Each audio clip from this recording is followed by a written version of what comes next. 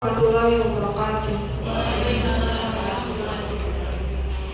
Selamat pagi, salam sejahtera untuk kita semua.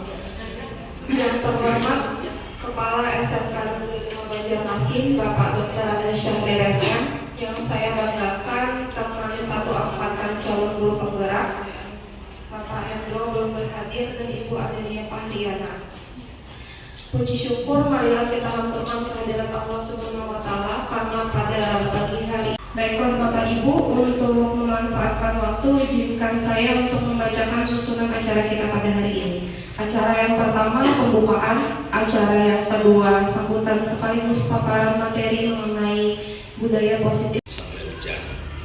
Jadi sifat dasar manusia adalah keinginan untuk bisa bertahan hidup. Apa kaitannya dengan budaya positif? Akan ada hubungannya di situ.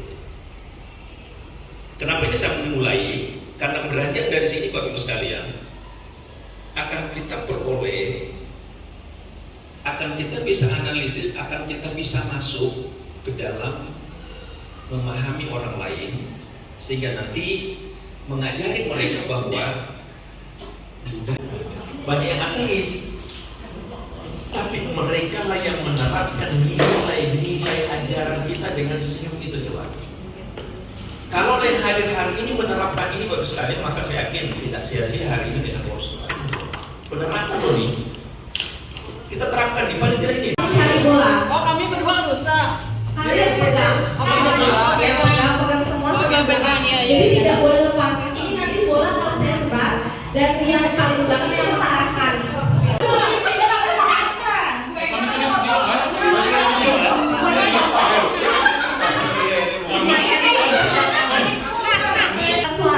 Kita mulai 1, 2, 3. Jalan. Pegang Bapak Ibu. Akan. Kemana aku Ika? Tidak boleh mengeluarkan suara. Ingat, Ibu Lena bola kuning dan Eka Bu Eka.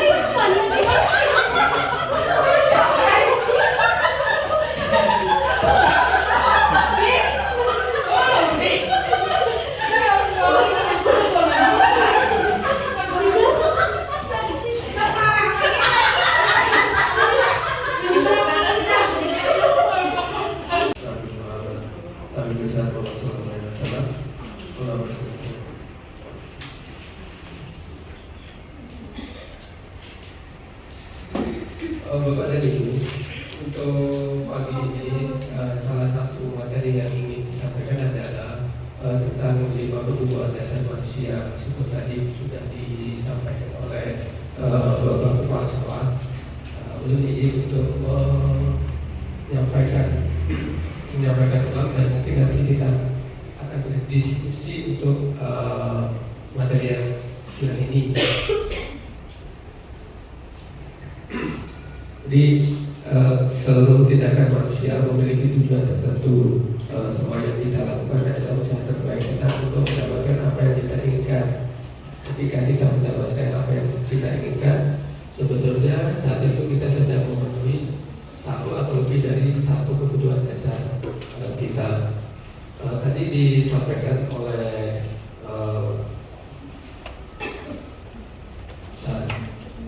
di sini kita ada video, mungkin bisa kita tonton bersama untuk sebagai komentar.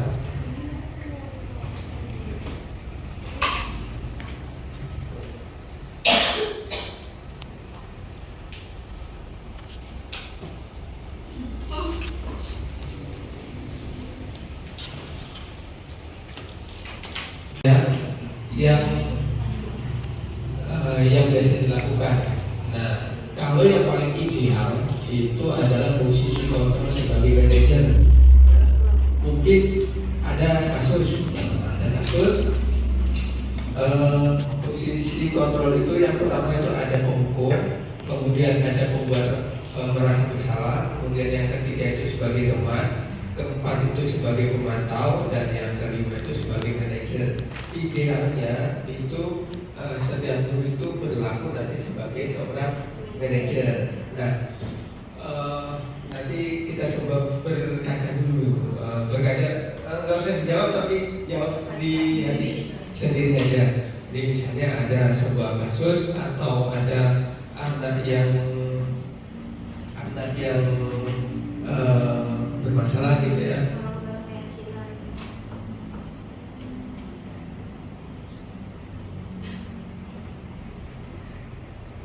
Terus gimana Bu?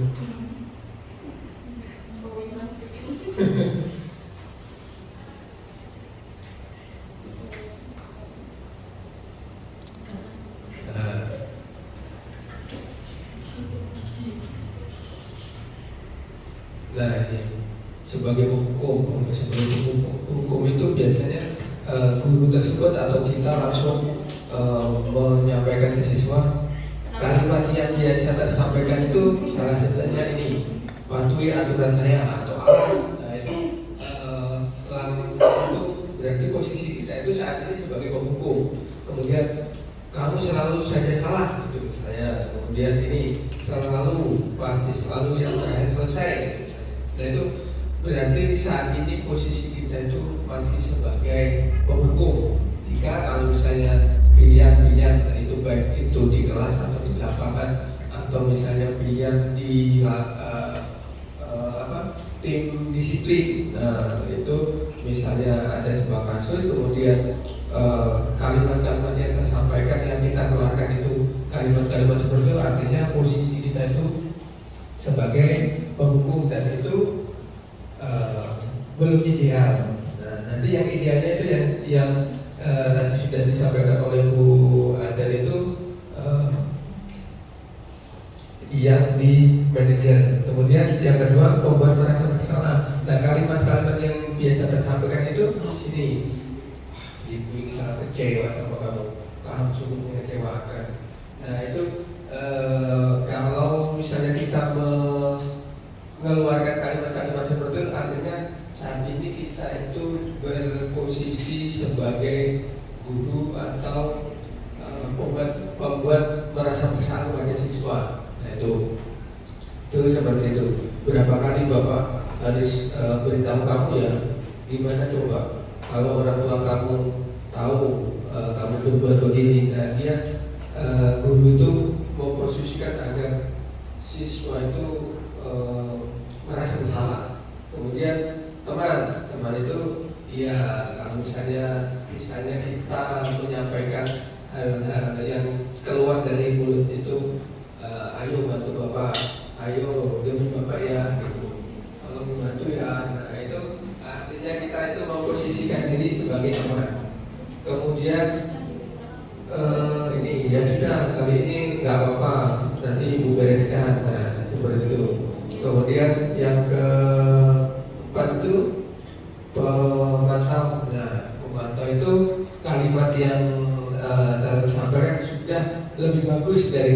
yang sebelumnya. Jadi menurutmu peraturan di sekolah ini apa? Menurutmu peraturan di sekolah ini apa? Misalnya pakai baju putih abu-abu, dia datang pakai baju kotak-kotak. Gitu. Ini bukan kampanye, bukan saatnya kampanye kalau pakai baju kotak-kotak. Jadi ditanyai, kenapa kamu pakai baju kotak-kotak? Peraturannya apa di sekolah ini? Gitu kan? Dan kemudian apa yang telah kamu lakukan? Sanksi atau konsekuensinya apa kalau misalnya kamu pakai baju kotak-kotak? Kan harusnya pakai baju abu-abu. Nah, atau di hari Senin kamu pakai baju pramuka. Nah, kita sampaikan ke siswa itu, guru menyampaikan ke siswa peraturannya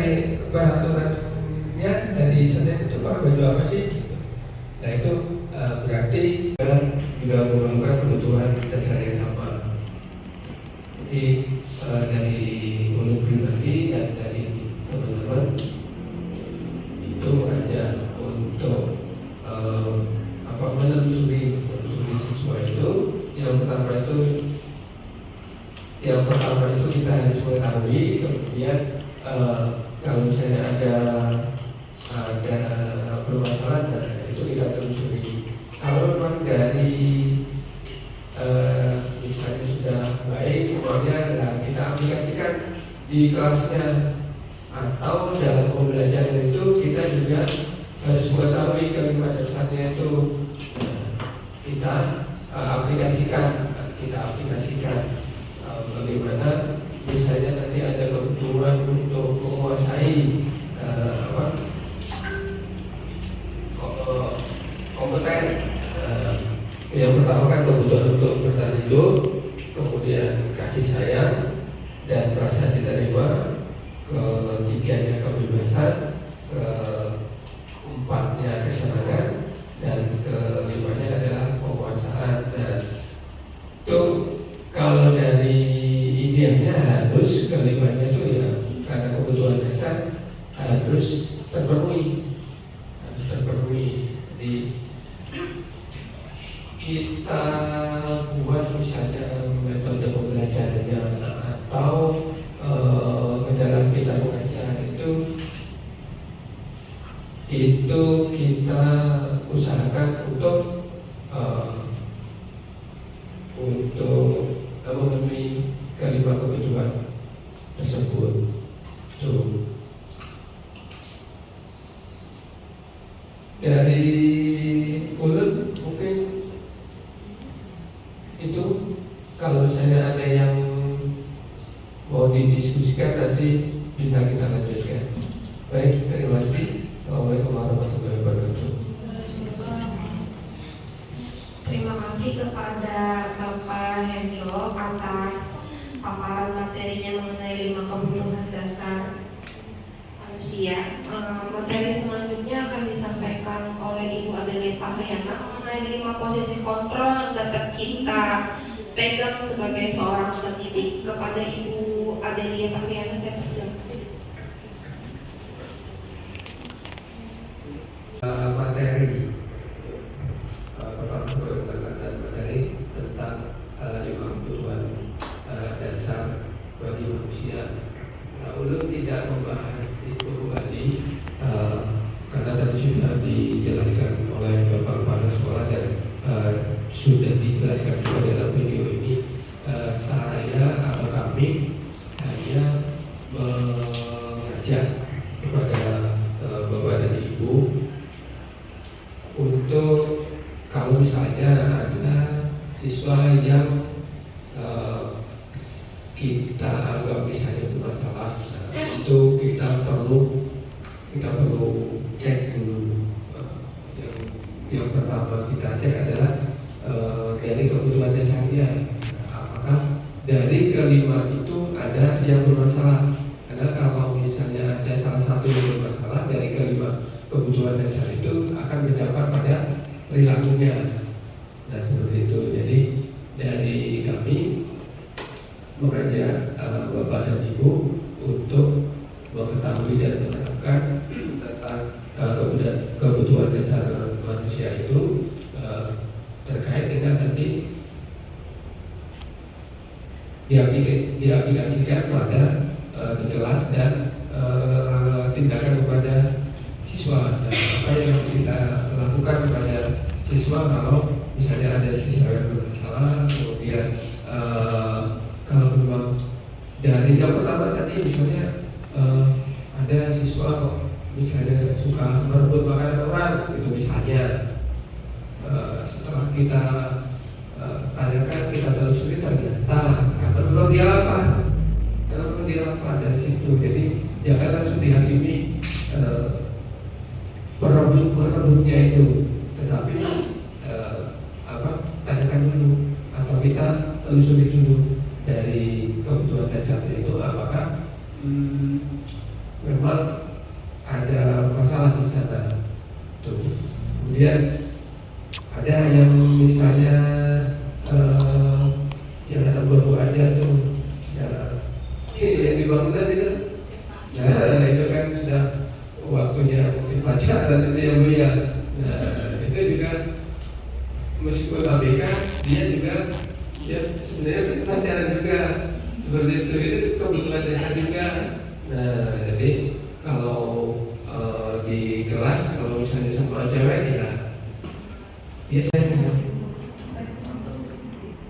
Pak Lukman menanyakan Sabrina apa peraturan. Artinya beliau termasuk juga berposisi sebagai pemantau. Di sini ada pertanyaan, Pak Lukman menanyakan Sabrina apa peraturannya, yaitu sebagai pemantau. Memantau secara langsung. Sebenarnya kalimat pengertian pemantau itu bukan ini kita mengamati itu bukan pemantau itu bukan kita mengamati sebuah kasus sebuah tindakan, tetapi pemantau itu dia mengembalikan atau mensejajarkan antara yang dilakukan dengan peraturannya, seperti itu. Kemudian berarti ada pemantau, kemudian yang manajer. Kalau pembuat merasa bersalah itu merasa malu itu masuk nggak? Kan jadi malu itu kan?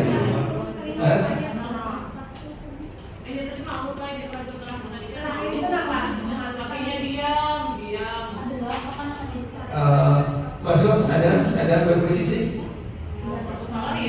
Ya betul, berarti penghukum, pembuat merasa bersalah, teman tidak, pemantau iya, dan yang kelima manajer. Nah kalau manajer ini posisinya dari awal sudah membimbing, dia membimbing. Jadi ada nggak membimbing dari awal? Ada? Tidak ada. Ya memang tidak ada. Jadi harusnya kan ditanyai ini misalnya yang tadi misalnya terlambat. Nah kamu tahu nggak? Apakah kamu mengetahui jamnya dulu? Jamnya yang terlambatnya, kemudian ditanyakan peraturannya apakah tadi peraturan sepatu. Nah tahu nggak peraturan sepatunya itu di warna hitam? Nah, itu kalau di manajer kemudian diberikan solusinya itu kalau sampai manajer.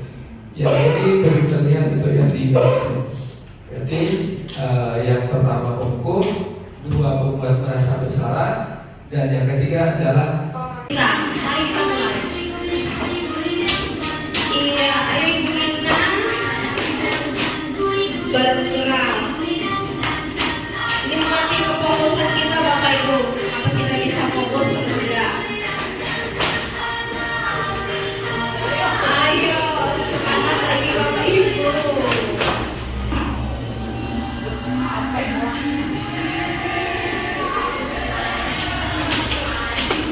Iya. Latih kefokusan Bapak Ibu, apakah bisa fokus atau tidak?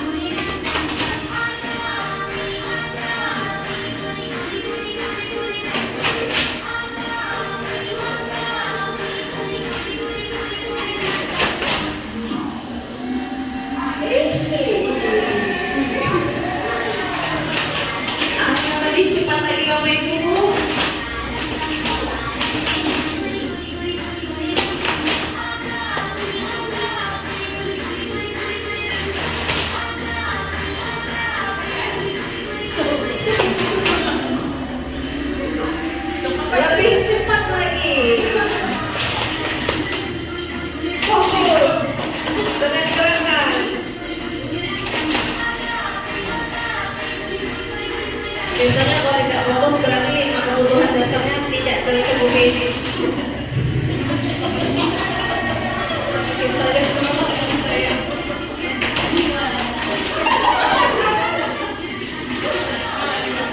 Ayo Pak Hendro.